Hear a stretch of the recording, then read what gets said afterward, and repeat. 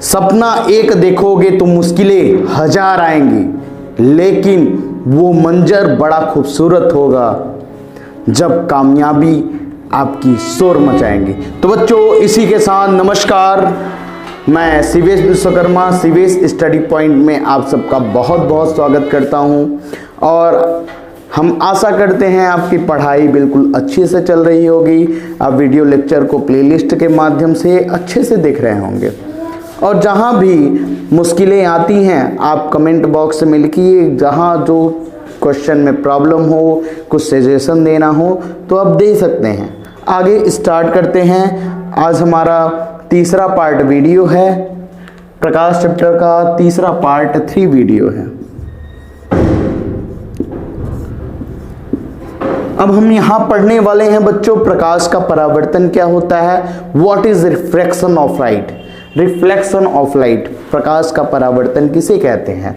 देखो बेटा, आपको मैंने बताया था कि प्रकाश के परावर्तन के कारण ही आप किसी वस्तुओं को देख पाते हैं। अगर प्रकाश का परावर्तन की घटना ना हो तो आप वस्तुओं को नहीं देख पाओगे। अब चलते हैं आखिरकार प्रकाश का परावर्तन क्या होता है।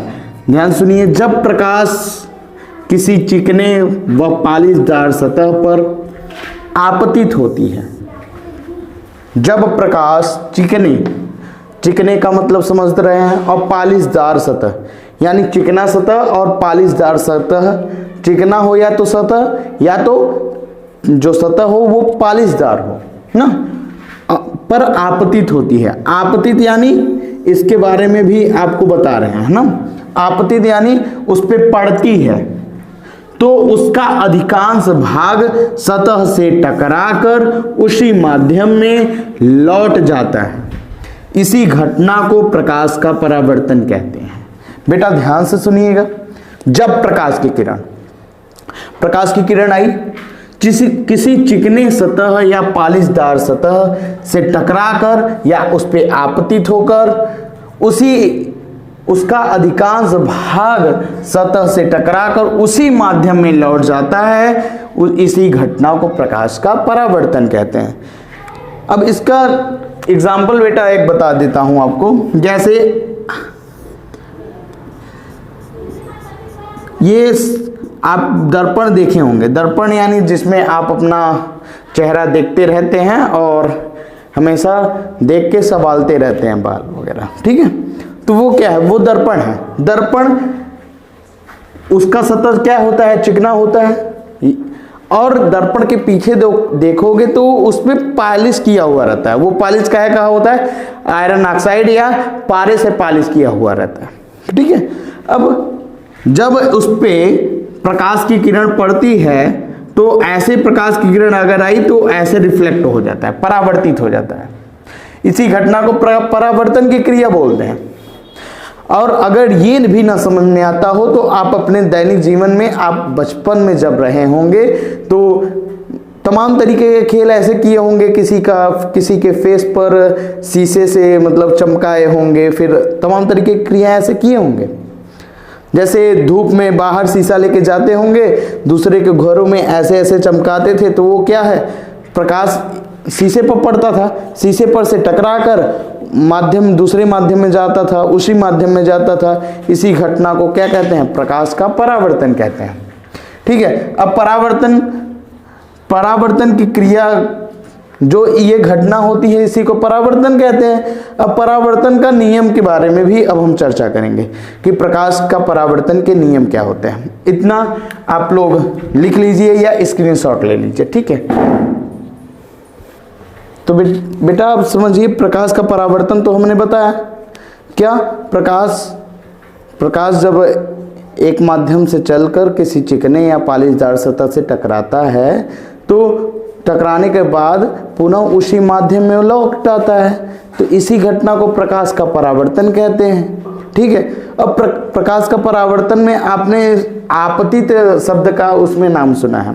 अब आपतित क्या होता है, देखिए, अब प्रकाश कब, देखिए यहाँ कोई चिकना सतह हमने बना दिया, ठीक है। चिकना सतह और पॉलिश कर दिया, पीछे आयरन ऑक्साइड से हमने पॉलिश कर दिया, ठीक है। और ये चिकना सतह, ऊपर वाला जो सतह है चिकना है, और इसके पीछे हमने पेंट कर दिया जिससे परावर्तन की क्रिया या घटना हो सके। तो देखिए जब हम कहीं कहीं से प्रकाश आ रही है, इस पे पड़ रही है, तो इस पे पड़ने के बाद पुनः टकरा के वापस लौट जा रही है ना। अब देखिए ये प्रकाश के परावर्तन का नियम किस प्रकार से होता है, प्रकाश का परावर्तन कैसे होता है, इसको भी हम जानने का प्रयास करते हैं।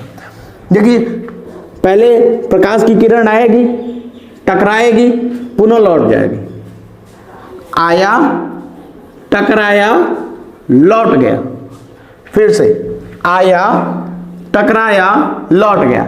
और टकराएगा कैसे, ये भी ध्यान दीजिए। जैसे आप बॉल क्रिकेट खेलते हैं ना, और क्रिकेट में अगर कोई नहीं मिलता तो आप दीवार में बॉल को ऐसे मार के फिर कैच लेते हैं, ऐसे ऐसे। तो एक माध्यम से बॉल को फेंक रहे हैं, सतह से टकरा रहा है, फिर पुनः वो आपके पास आ रहा है। इसी घटना में ऐसे प्रकाश का परावर्तन है। प्रकाश की जब किरण जाएगी तो किसी चिकने या पॉलिशदार सतह से जब टकराएगी तो पुनः उसी माध्यम में लौट जाएगी। तो जो आने वाली किरण को होती है इसे आपतित किरण बोलते हैं बेटा। क्या बोलते हैं बेटा, आपतित किरण।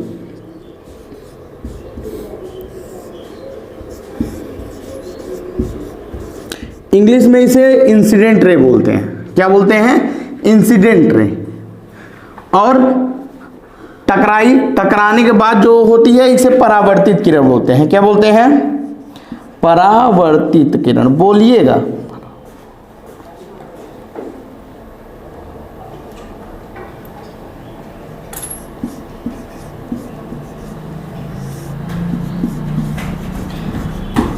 आपतित किरण, परावर्तित किरण। अब देखिए जो ये किरणें आपतित किरण और परावर्तित किरण किसी बिंदु पर मिल रही है ना, इस बिंदु को हमने नाम दे दिया आपतन बिंदु। क्या नाम दे दिया, आपतन।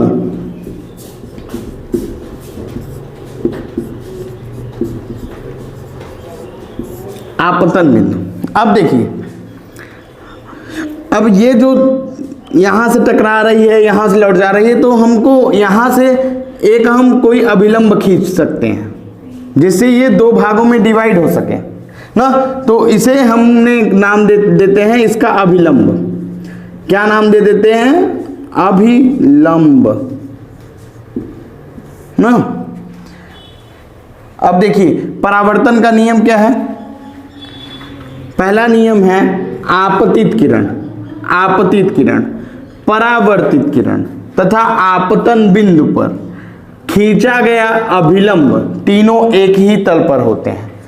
बेटा सुन लो, पहला नियम प्रकाश के परावर्तन का पहला नियम लिखते जाइए। आपतित किरण,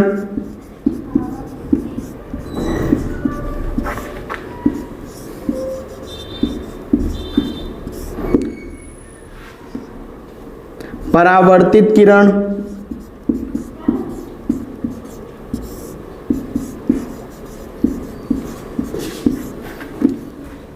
तथा आपतन बिंदु पर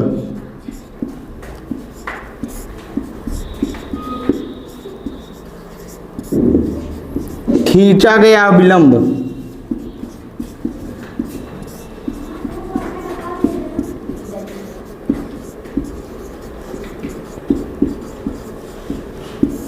तीनों एक ही सतह पर होते हैं।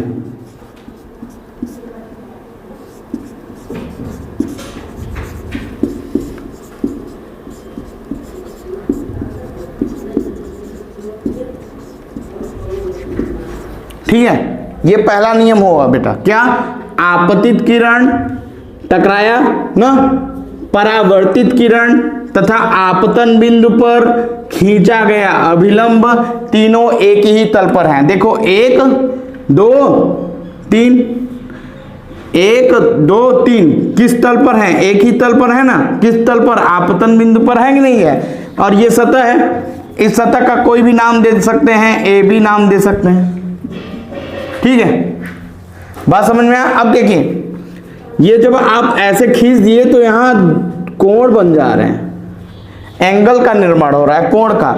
और आपतित किरण से बनने वाले कोण को आपतन कोण कहते हैं। क्या कहते हैं बेटा, आपतन कोण।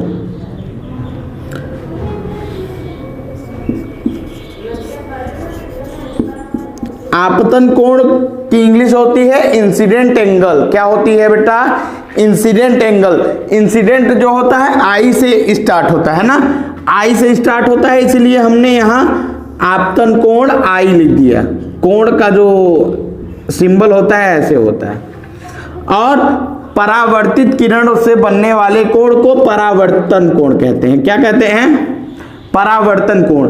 परावर्तन कोण से को आर से डिनोट करते हैं, क्योंकि परावर्तन की इंग्लिश होती है रिफ्लेक्शन। रिफ्लेक्शन जो होता है आर से स्टार्ट होता है, इसलिए इसको आर। तो दूसरा नियम क्या हो जाएगा? दूसरा नियम है आपतन कोण बराबर परावर्तन कोण। आपतन कोण बराबर परावर्तन कोण, यानी angle I is equal to angle R। अगर इंग्लिश मीडियम के बच्चे होंगे तो आप इसको बोलेंगे कैसे? Incident ray and reflected ray and normal at a point of incident ना, angle of incident is equal to angle of reflection ना। आपतन कोण बराबर परावर्तन कोण, ये नियम आपका हो गया। अब इससे संबंधित कुछ आपको उदाहरण देते हैं, आपको लगाना है, ठीक है, क्वेश्चन लगाना है। आपको अगर बेटा पूछें कि यदि आपतन कोण का मान 60 अंश है तो परावर्तन कोण का मान बताइए ना। यदि आपतन कोण का मान 60 अंश है तो परावर्तन कोण का मान बताइए। तो क्या होता है? आपतन कोण बराबर परावर्तन कोण। यदि आपतन कोण 60 अंश का है तो परावर्तन कोण भी 60 अंश का होगा। यदि आपतन कोण 30 अंश का है तो परावर्तक कोण भी 30 अंश का होगा। यदि आपतन कोण 70 अंश का है तो परावर्तन कोण भी 70 अंश का होगा। अब ऐसे ही और क्वेश्चन पूछते हैं आपसे, आप बताने का प्रयास कीजिए कि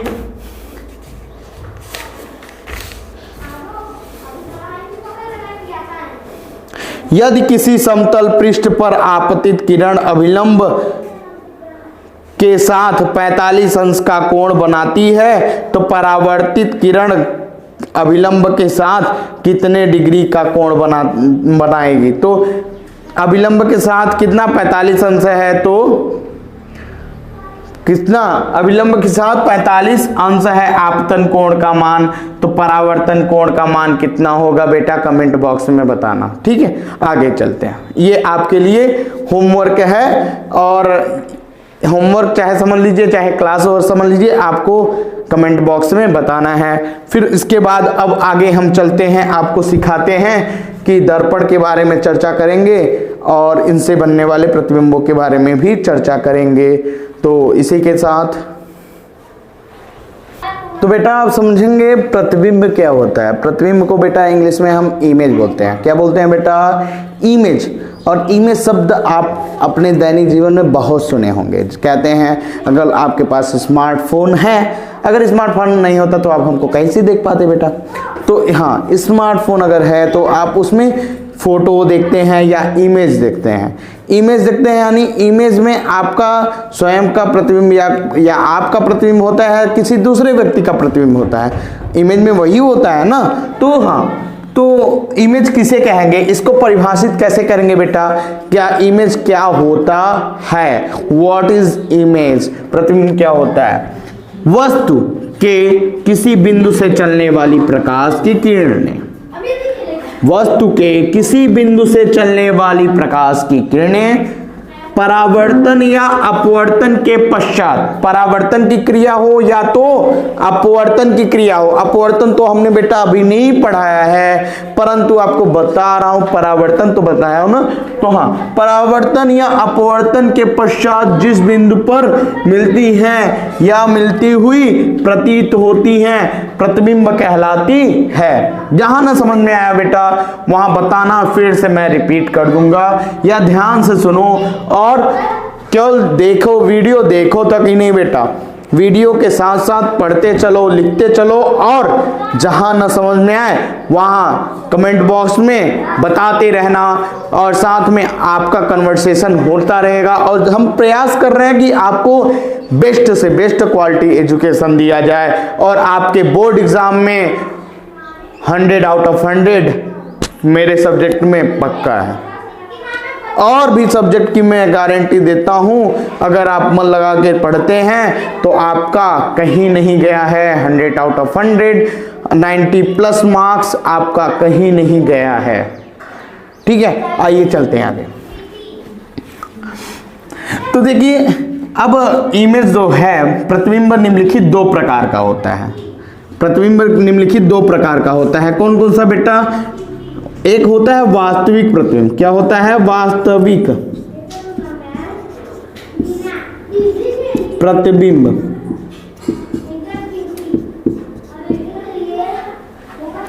और दूसरा है जो, वो है, एक है वास्तविक प्रतिबिंब, दूसरा है आभासी प्रतिबिंब।